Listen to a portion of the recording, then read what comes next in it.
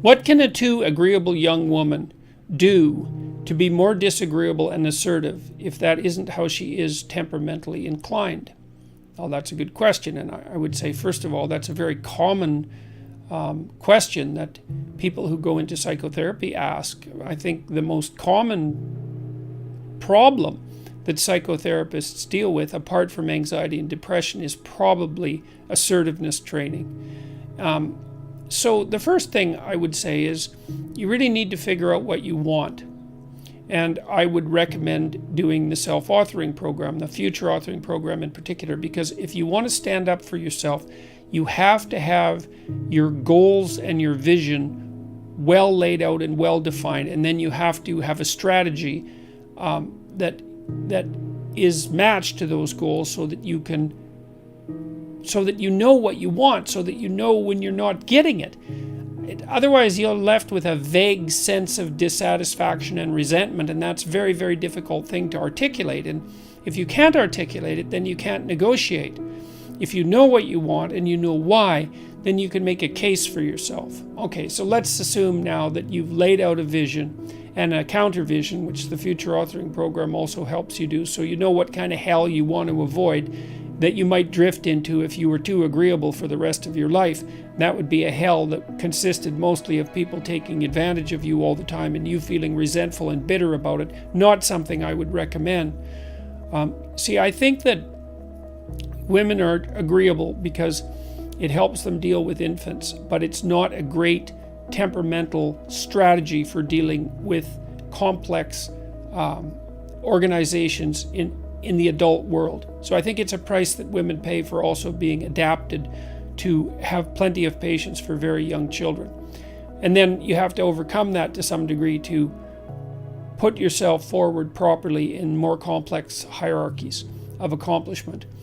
So I would say once you have your vision established, your vision for the future, and your counter vision, so you're afraid of what will happen if you don't stand up for yourself, then you need to consult your resentment. Because if you're resentful about something, as far as I can tell, there's generally only two reasons.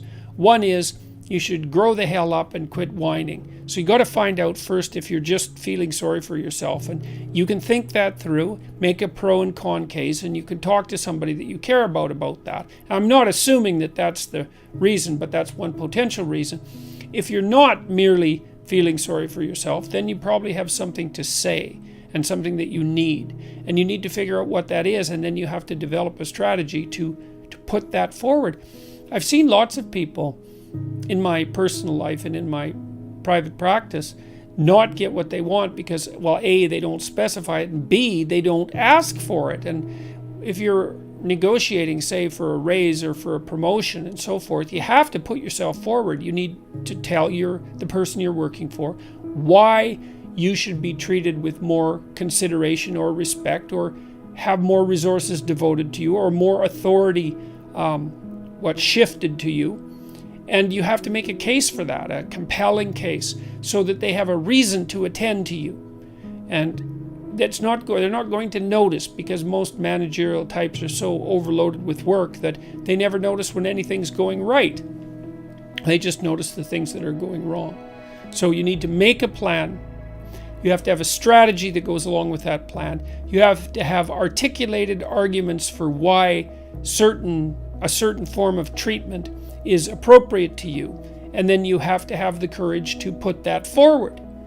And I guess you have to remember that you owe yourself as much as you owe other people. You have to take care of yourself like you take care of other people.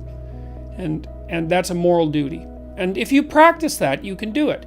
And a lot of that's also associated with telling the truth. You know, you don't have a better friend than the truth, even though it can be very harsh in the short term. And so if you're unhappy at work because you're being taken advantage of, then you have to strategize yourself out of that. You have to learn to negotiate. And a lot of that also means that you have to overcome your hesitancy to engage in conflict. And you got to think about it this way. Negotiation and conflict are somewhat indistinguishable. And it's easy moment to moment to avoid negotiation and conflict, but you pay a terrible price for it in the medium to long term. It's better to face the conflict forthrightly in the present and make peace for the medium to long term. And there's courage in that. So that's the other thing I would say is gird up your loins and allow yourself to act courageously and truthfully. Truth is your best bet if you're too agreeable. So, you also might find that you have a pretty good critical intelligence, but that you think it's mean, and so that you keep it hidden. Some of the smartest women I knew who were very, very agreeable had unbelievably good instincts with regards to figuring out what other people's motives were, but they were ashamed of their suspicions.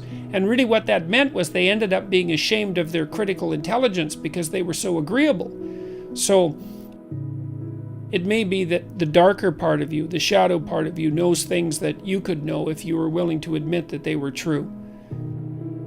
And so you have to give some credence to your darker element, I would say.